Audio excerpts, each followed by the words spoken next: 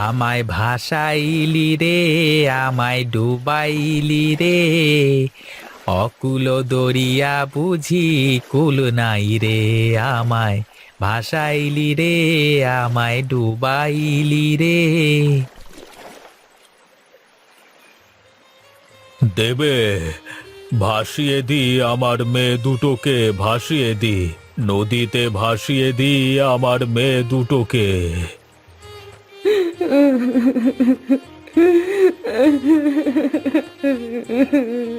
কি কপাল আমাদের! বিধাতা আমাদের কোনো সন্তান দেননি এতদিন, কিন্তু আজ এত বছর পরে যমজ সন্তান লাভ করার পরেও আমরা তাদের আমাদের কাছে রাখতে পারলাম না।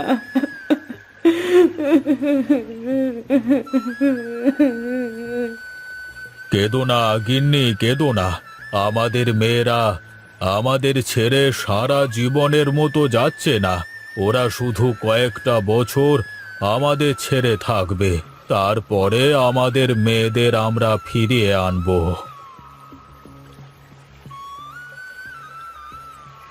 মালিক, আপনি কোনো চিন্তা করবেন না। আমি আপনার মেয়েদের পিছু পিছু যাচ্ছি। আমি সারাক্ষণ ছায়ার মতো আপনার মেয়ের পাশে থাকব, কিন্তু সেটা ওদের কখনো বুঝতে দেব না। সব খবর আপনাকে নিয়ে এসে দেব। হ্যাঁ রামু, তুই যা। আমার মেয়েদের সব সময় খেয়াল রাখিস কেমন, আর কখন কি ঘটে আমাকে এসে বলে দিবি। ঠিক আছে মালিক, আপনি কোনো চিন্তা করবেন না। আমি আপনার মেয়েদের খেয়াল রাখব। আমি এখন চলি।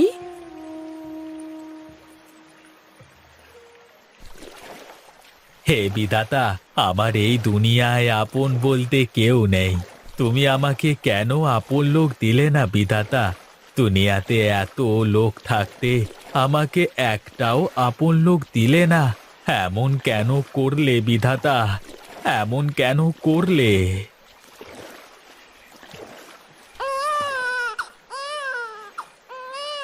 আরে, বাচ্চার কান্না শুনলাম মনে হলো। আরে ধুর, মাঝে মাঝে বাচ্চা আসবে কোথা থেকে? আমার যে কি সব হয় না, আমার সবই মনের ভুল।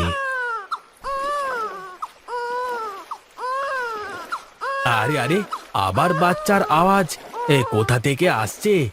না না, এটা তো আমার মনের কোনো ভুল নয়।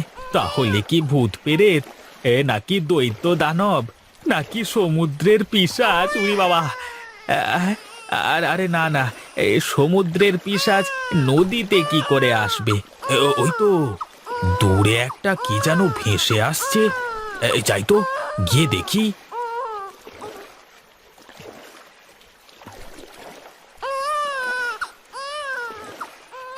হায় বিধাতা, হে কি সর্বনাশী কাণ্ড! কে ফুটফুটে বাচ্চা দুটোকে এভাবে জলে ভাসিয়ে দিয়েছে? এখন আমি এই বাচ্চা দুটোকে নিয়ে কি করব? তবে কি বিধাতা আমার আপন মানুষকে পাঠিয়ে দিলে আমার কাছে? না, আমি বাচ্চা দুটোকে বাড়িতে নিয়ে যাই।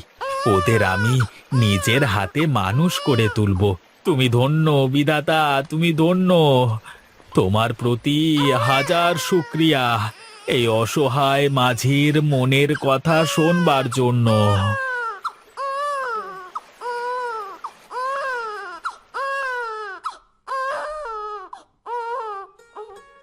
আজ থেকে এটাই তোদের ঘর, আর আমি তোদের বাবা। আজ থেকে আমার দুই মেয়ে, কিন্তু তোদের খাওয়াবো কি? তোরা থাক, আমি বাজার থেকে দুধ কিনে নিয়ে আসি।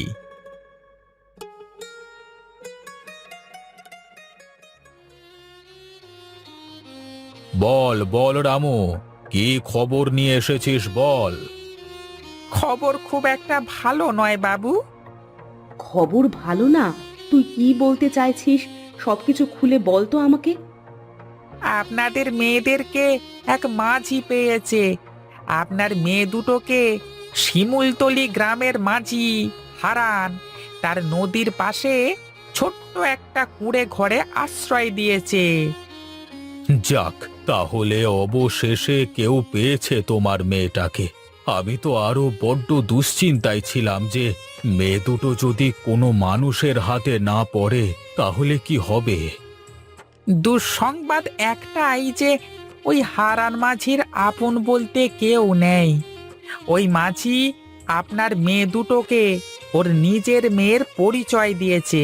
ও ভাবছে হয়তোবা সৃষ্টিকর্তা মেয়ে দুটোকে ওর কাছে পাঠিয়ে দিয়েছেন। যা যা, তুই যা, আমার মেয়েদের ওপরে নজর রাখ, দেখিস ওদের যেন কোনো বিপদ আপদ না হয়। আচ্ছা ঠিক আছে মালকিন, আমি এক্ষুনি যাচ্ছি। আমি কথা দিলাম আপনার মেয়েদের উপর কোনো বিপদ আপদ আমি আসতে দেব না। ছায়ার মতো আগলে রাখবো ওদের। তুই এটা কিন্তু খেয়াল রাখবি যেন আমার মেয়েরা 12 বছরের পূর্ণ হওয়ার আগে এই গ্রামে পা না রাখে। যদি 12 বছরের আগে গ্রামে পা রাখে আমার মেয়েরা, তাহলে কিন্তু সব অনর্থ হয়ে যাবে।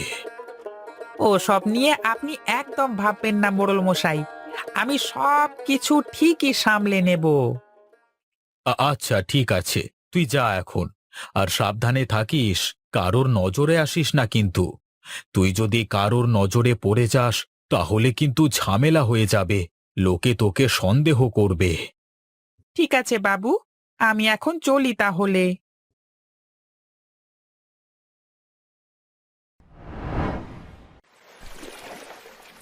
মারে, তোরা শক্ত করে ধরে বসে থাকিস কিন্তু। এই নদীতে অনেক স্রোত, আবার তোরা ঠিকঠাক সাঁতারও জানিস না।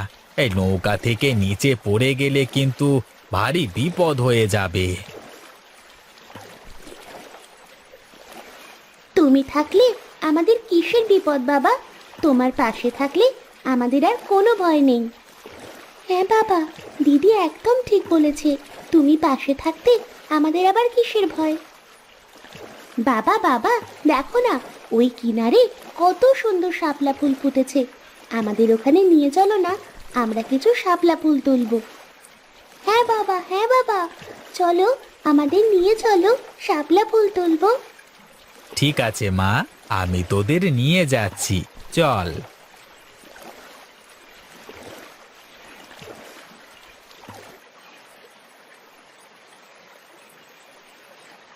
দেখো বাবা, কি সুন্দর শাপলা ফুল। হি হি হি হি হি হি। হ্যাঁ, অনেক নৌকাতে চড়ে ঘোরা হয়েছে, এখন চলো দেখি বাড়িতে চলো। বাড়ি গিয়ে তো আবার আমাকে রান্না চাপাতে হবে। হ্যাঁ, তাই চলো বাবা, তাই চলো।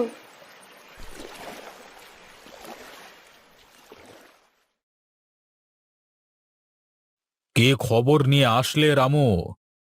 হ্যাঁ, একটা অনেক ভালো সংবাদ আছে আপনার জন্য বাবু, আর একটা অনেক খারাপ সংবাদও আছে।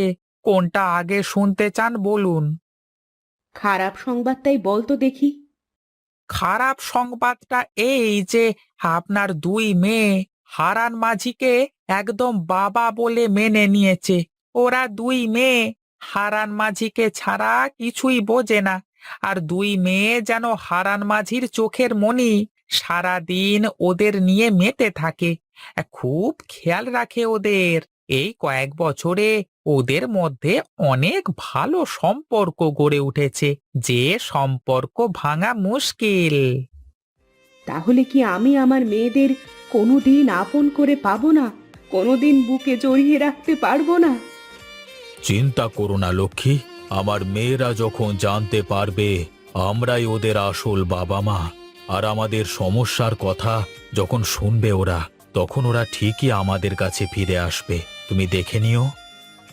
আসলে আমারও সেটাই মনে হয়। কেউ এই রাজপ্রাসাদ ছেড়ে ওই ভাঙা কুঠিরে কেন থাকতে চাইবে? আগামী পূর্ণিমাতে আপনার মেয়েদের 12 বছর পূর্ণ হবে, আর ওদের অভিশাপ মুক্ত হবে। হ্যাঁ হ্যাঁ, আমরা জানি। সেই কবে থেকে এই দিনটার জন্য আমরা অপেক্ষা করছিলাম। তুই যা, হারান মাঝিকে আমার কাছে ডেকে নিয়ে আয়। এখন সময় হয়েছে ওই মাঝিকে সব সত্যি বলে দেওয়ার। ঠিক আছে বাবু, আমি এখনই যাচ্ছি। না রামু, এখন নয়। পূর্ণিমার দিন আমরা নিজেরাই যাব আমাদের মেয়েদেরকে ফিরিয়ে আনতে। এখন যদি মাঝিকে সব কথা বলিস তাহলে ও পালিয়ে যেতে পারে।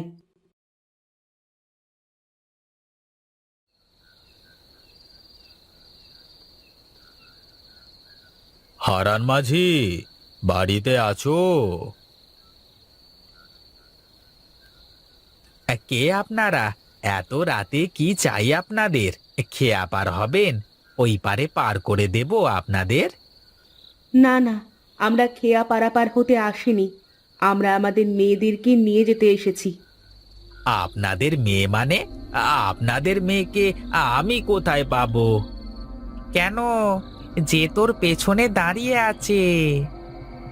আরে আরে, আপনারা কি পাগল হয়ে গেছেন? আপনারা কি বলছেন? আপনারা কি জানেন? কেন, তুই কি ভুলে গেছিস?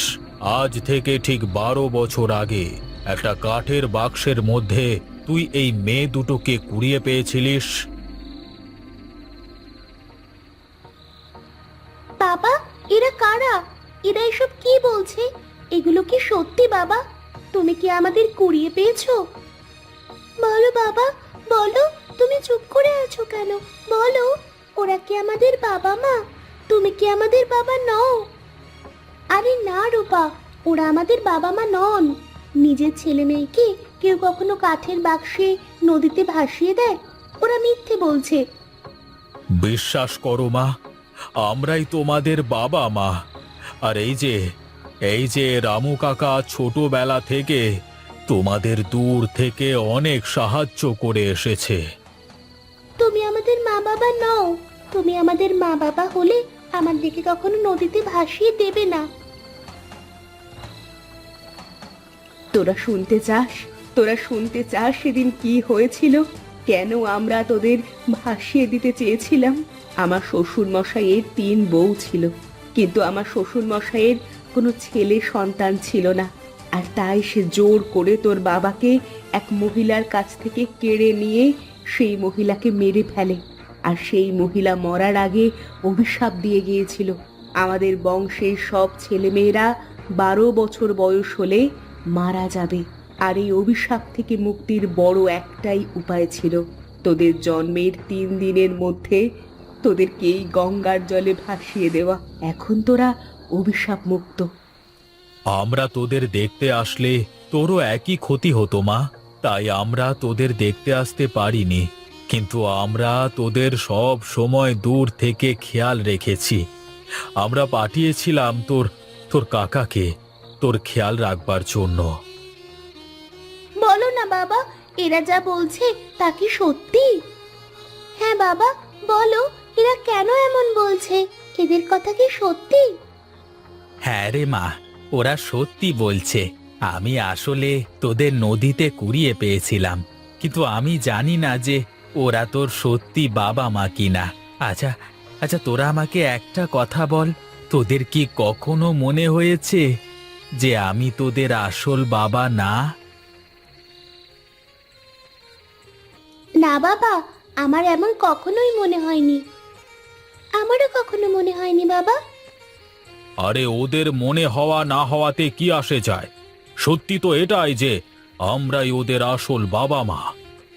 হতে পারে আপনি ওকে জন্ম দিয়েছেন, আর আপনার স্ত্রী ওকে 10 মাস 10 দিন পেটে ধরেছে, কিন্তু আমি 12 বছর ধরে ওদের দেখাশোনা করেছি, ওদেরকে বড় করে তুলেছি।